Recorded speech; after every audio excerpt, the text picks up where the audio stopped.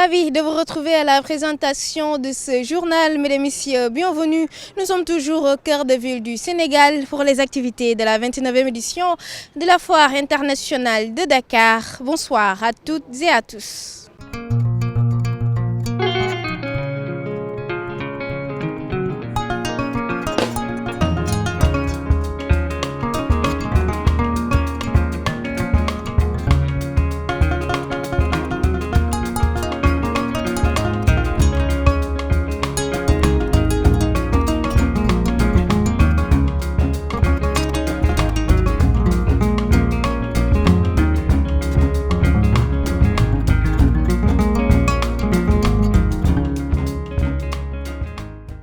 À cette 29e édition de la FIDAK, beaucoup de pays étrangers sont au rendez-vous. Cependant, les difficultés sont énormes. Nous notons une rareté de la clientèle, mais également des partenaires. En outre, les exposants pensent que c'est dû à un manque de communication de la part des organisateurs, mais aussi de la Covid-19. L'inquiétude est bien visible sur le visage des exposants qui craignent de voir leur chiffre d'affaires à la baisse. C'est un reportage de Aïssatou Diop Sarr.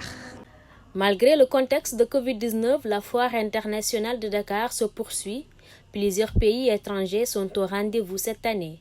Ces derniers rencontrent d'énormes difficultés, comme l'absence de la clientèle, mais aussi l'occasion de nouer des partenariats. J'ai beaucoup de façons de produire. J'ai des secrets des femmes, j'ai pour les hommes, j'ai la paix dans le foyer. Il y a beaucoup de façons de produire. Ça ne va pas du tout, du tout. On est en répondeur, il y a rien. Toi-même, tu vois, non? La foire, c'est vide. Ouais. Il n'y a rien. Tu es obligé de payer. Tu es dans une stand de 1 400 000 et quelques mille. C'est moi qui paye mon stand. Je n'ai pas de soupçon ni rien. C'est moi-même qui le paye. Parfois, on voit des gens qui viennent demander le produit. Bon, la qualité est bonne. Parfois, ils disent qu'ils vont revenir. Comme ce n'est pas la fin du foire, peut-être on aura des partenaires, Inch'Allah. On a des gens qui ont pris nos coordonnées, mais on ne les a pas encore vus. Non, pas encore. Pour ces exposants, la communication sur l'organisation de la FIDAK doit être revue. La date également n'est bien choisie. La vente n'est pas à merveille. Parce que quand en regardant, tu vois, il y a moins de monde. Normalement, les foires, ça doit remplir de monde. Quand il y a beaucoup de monde, il y a beaucoup de soirs. Mais actuellement, c'est comme la communication n'a pas beaucoup rentré à Dakar. On voit moins de monde, quoi.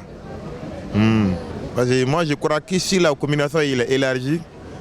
Beaucoup de monde sera présent comme, par rapport à comme ça. Les conséquences qui nous attendent sont énormes. Parce que nous, on vient de Burkina. On a traversé le Mali et puis venir ici. On a beaucoup dépensé. Donc, quand tu ne gagnes pas les recettes normales, ça va jouer dans ton économie. Ça va jouer dans le travail aussi. Vous-même, vous voyez le couloir. D'habitude, ce n'est pas comme ça. Le FIDAK, tout le monde sait comment la clientèle vient. On ne s'attendait pas à ça, sincèrement parler. Nous, on s'est dit que peut-être c'est la pub qui n'a pas été faite à 100%. Voilà, c'est ce qu'on a beaucoup pensé à ça. Parce qu'on sait que tout le monde prend mesure pour le corona, pour la Covid. Donc, tout le monde est en train de prendre les mesures. Donc, si les gens ne sortent pas massivement, nous on dit qu'il n'y a pas de publicité. C'est ce que nous on pense. Il faut apprendre à vivre avec. Il faut apprendre à vivre avec la maladie. Donc, c'est bien fait d'être organisé, mais il faut encore faire le pub. Et encore, la date n'est pas bien choisie. Chaque année, on a 3 week-ends. On a 3 week-ends, 3 vendredis, 3 samedis, 3 dimanches. Et là, on commence d'habitude la FIDAK le jeudi ou le vendredi. Là, on a 3 week-ends. Mais là, on a commencé le lundi. C'est pas intéressant. Les exposants étrangers vivent une situation très difficile dans cette 29e édition de la FIDAK, organisée dans un contexte marqué par la Covid-19. Ils déplorent le manque de communication des organisateurs et craignent de voir leur chiffre d'affaires.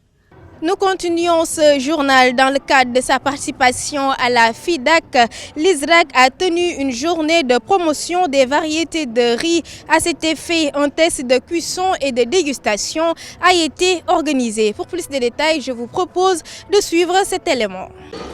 Avant d'en arriver à cette journée, je voudrais rappeler que Nous sommes dans le cadre d'un partenariat, dans le cadre d'un projet qui s'appelle CAFASI pour la vulgarisation des variétés ISRI au niveau de la région de Saint-Louis. Et nous sommes dans ce partenariat, il y a la SAED et la DRDR pilote le volet production de semences.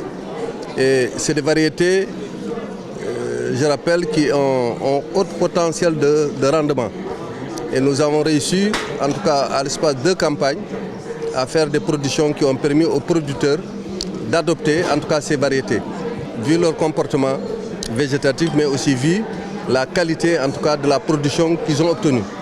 Aujourd'hui, nous sommes à une journée de dégustation. Je pense que tout le monde va apprécier en tout cas ces variétés qui permettront en tout cas à l'État du Sénégal, en laps de temps en tout cas, d'arriver à vraiment atteindre en tout cas les objectifs en tout cas que l'État s'est fixé en termes en tout cas d'autosuffisance alimentaire en riz.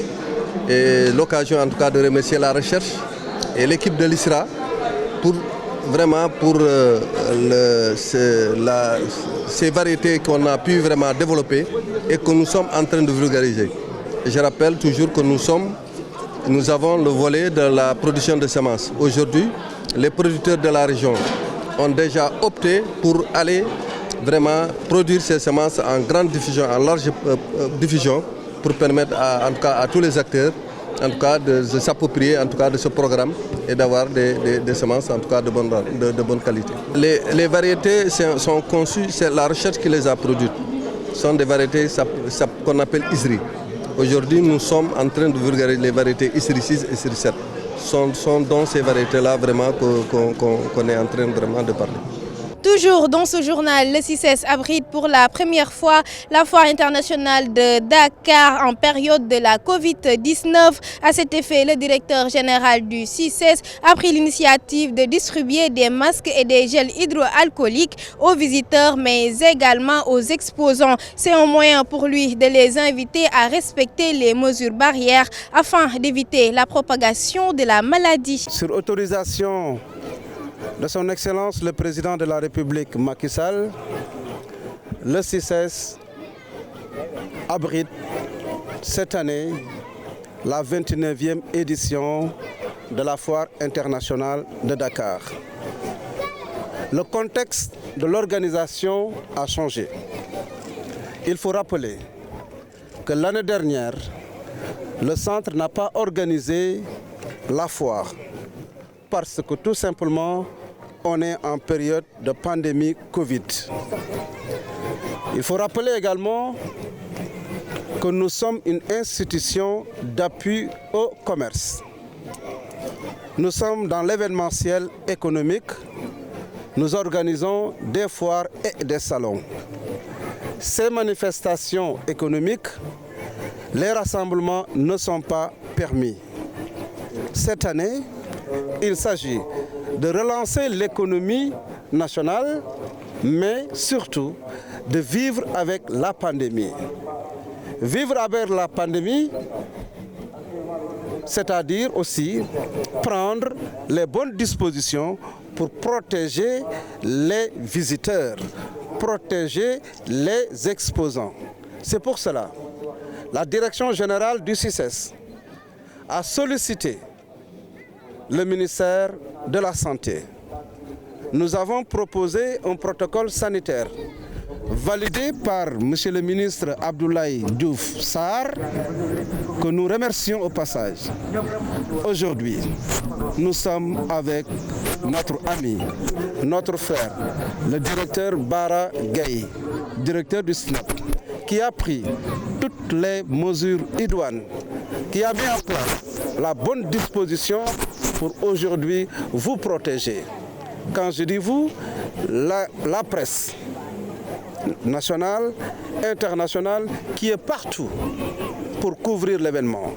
Les visiteurs, cette année, c'est 400 000 visiteurs que nous attendons. Ce n'est pas une petite affaire.